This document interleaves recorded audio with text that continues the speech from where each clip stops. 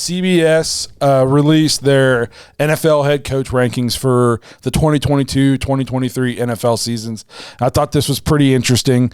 So right off the rip, I'll say Kevin Stefanski's at 13, and right away I immediately at first thought that's way too low. And then I started thinking, and then I looked at the top ones.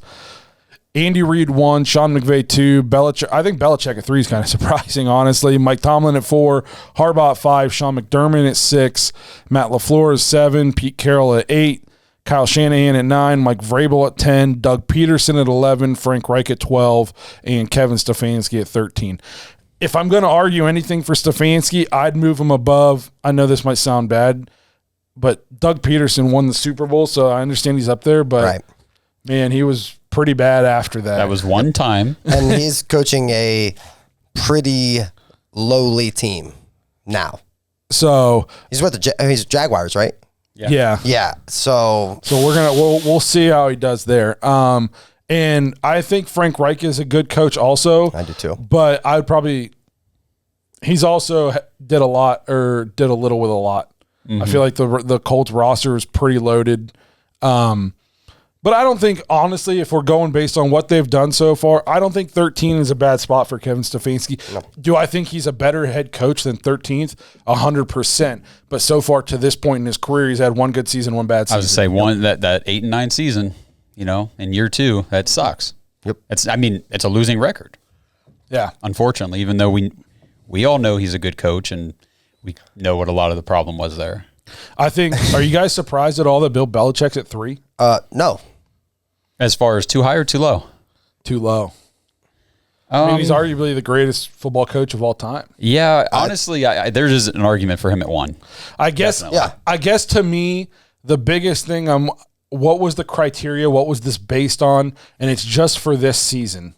And I guess you could make the argument that Belichick is a little bit stuck in the past in terms of offensive philosophy. They have not drafted well in a long time. You know what I mean? Yeah. And I know this is coaches, but he is kind of in charge of all that. So Sean McVay coming off a Super Bowl kind of seen as a young genius. And I think Andy Reid everybody knows Andy Reid is an excellent head football coach. Oh, yes. No Hall of Famer. Mike Tomlin at 4, though, where I think it's kind of, AFC North has 3 guys in the top 13, which is pretty incredible. Mike Tomlin never having a losing season. Yep. John Harbaugh, I think that's a good spot for him. I think he almost flies under the radar. I don't like giving the Ravens credit, but to me, he's definitely one of the best coaches in the National Football League. Without a doubt. Yeah, no doubt at all. I think Matt LaFleur being on here, he's had a couple 13-win seasons, but I feel like their playoff performances have to be taken into account a little bit. And the fact that he has Aaron Rodgers and plays in a crap division, I feel like maybe I think he's a good coach. Is he the 7th best coach in the league? I think if this is for, this season, I think Pete Carroll's a little too high because Pete Carroll has not done much with the Seahawks as of late. No. Yep. And I don't see that changing this year. I think it's going to be a tough year for Seattle. So, let me see here. Cliff Kingsbury is at 14. See, I think the gap between Kevin Stefanski and Cliff Kingsbury is bigger than one spot. Yes. Much bigger than one spot. Yes, 100%. One thing I thought was kind of interesting on here is that Brandon Staley all the way down at 17. That's who I was going to touch on. I feel like the media, once he went for it on 4th and 1 from his own 30 against the Browns, the media was just gobbling him up for weeks until he did it 3 more times, and it cost him the game every time after that. Mm-hmm. But I was a little surprised to see him all the way down at 17. I think he's incredibly overrated as far as what a lot of people talk about him in the national media. I think he does incredibly stupid things, and just because it works once against the Browns early season awful defense, that doesn't make you a genius. Right. How do you guys feel about Todd Bowles at 20? Because my thing is, I know he's a great defensive coach and he struggled when he became a head coach, but he's taking over a very talented team that I think, behind the scenes, Tom Brady has always operated that offense. Once he kind of told Bruce Arians, hey, I'm just going to go out here and do my thing and we'll start winning some games. So you guys okay with that at 20? So the only thing if you look at the people after him, Mike McDaniel never coached before, Brian Daboll never coached before, Hackett has never coached, O'Connell's never coached, McDaniel's coached once and it didn't go well. Dennis Allen, has he ever been a head coach before? I don't know. Maybe sometime back in the day. Maybe. I'm not sure. Saleh has proven to not be very good. Matt Rule. So all the people after him are either haven't coached before or they've just recently become head coaches and it hasn't gone well. I think Dan Campbell's better than the 30th ranked head coach, in my opinion. I think the fact that he got the Lions to at least even be competitive last year in games. I mean, I know they didn't win many, but they almost did. I thought they were going to get beat by 40 like every week. And they were in every game. And they were in every game. So I don't know. I think he's a better head coach than the 30th. What about go ahead. I would totally put Ron Rivera ahead of Mike McCarthy. Oh, 100%. I think McCarthy sucks. I like Ron Rivera as a coach. Yeah, I think Ron he's a good Rivera coach. been coach of the year more than once? I don't know. My thing too is like, so if we're going off of just, these are all like kind of rookie head coaches. Lovie Smith was a good coach in Chicago. Now he's taking over a terrible team. So That's a good point. So my thing is like, if you're going to say, Yeah, is he ranked 32 because they don't think he's a good coach, or the team is bad? Ranked 32? I think that's a team ranking. That's why. Right. That's why when these rankings like this come out, it's it's based on the coach, not the team. BS. No, that's a team ranking right there. Those Chicago teams were tough, and in the playoffs.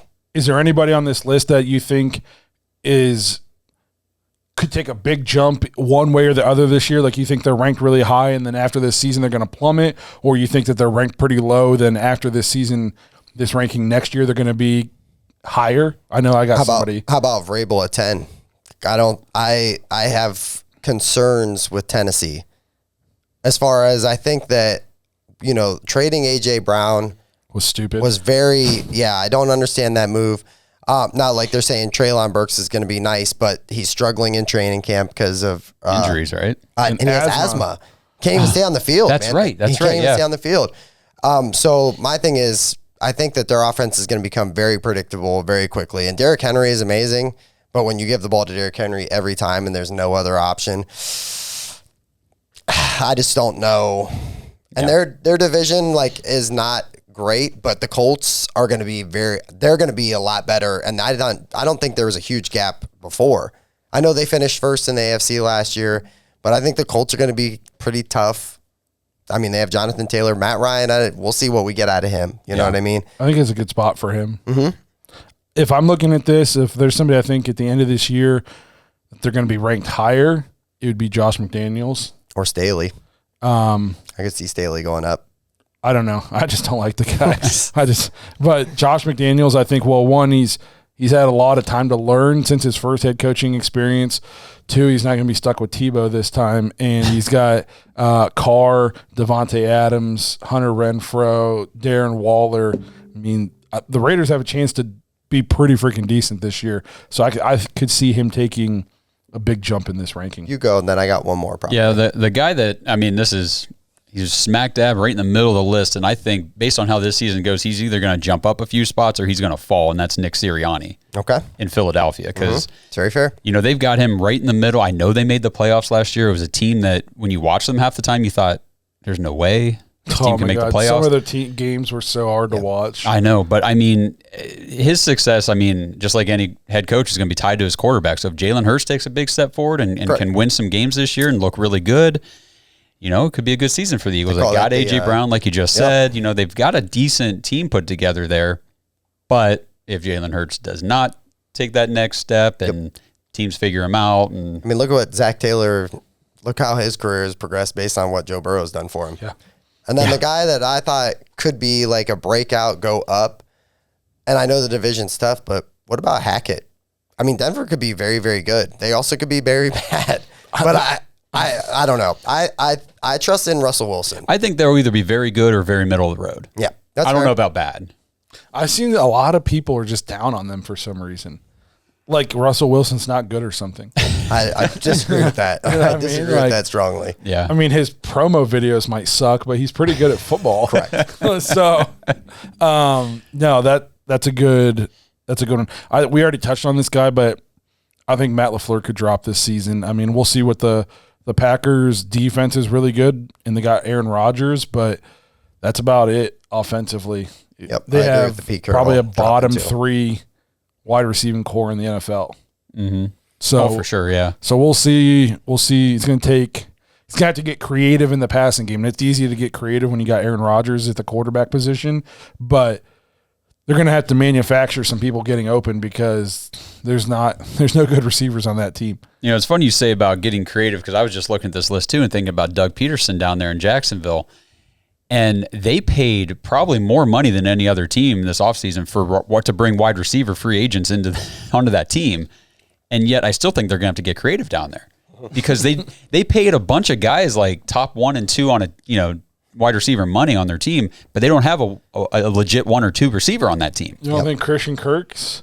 No, I don't think Christian Kirk is the number 1 receiver. I think getting Travis Etienne back in the roster and playing again. Robinson's probably going to miss some games, right? For sure, yeah. Maybe the first 6 games, maybe more.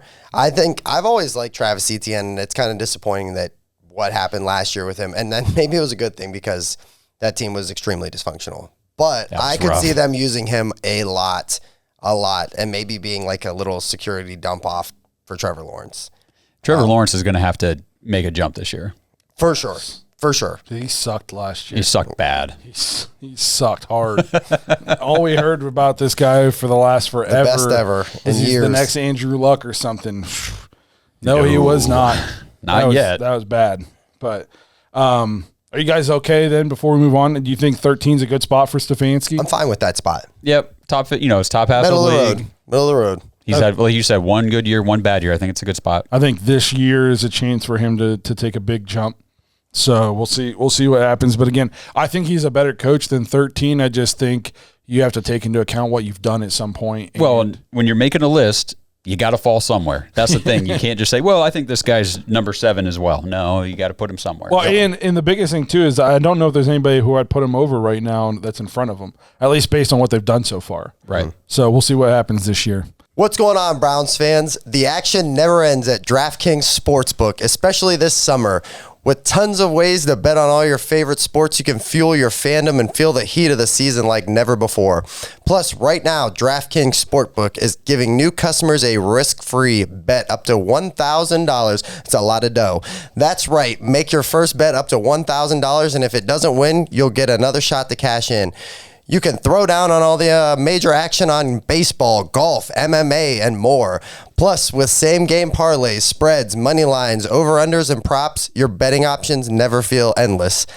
Best of all, DraftKings is safe, secure, and reliable. You can deposit and withdraw your cash whenever you want. Download the DraftKings Sportsbook app now. Use promo code TPPN. Make your first deposit and get a risk-free bet up to $1,000. That's promo code TPPN only at DraftKings Sportsbook. Look forward to betting with you soon, and minimum age and eligibility restrictions apply. See show notes for details. God bless.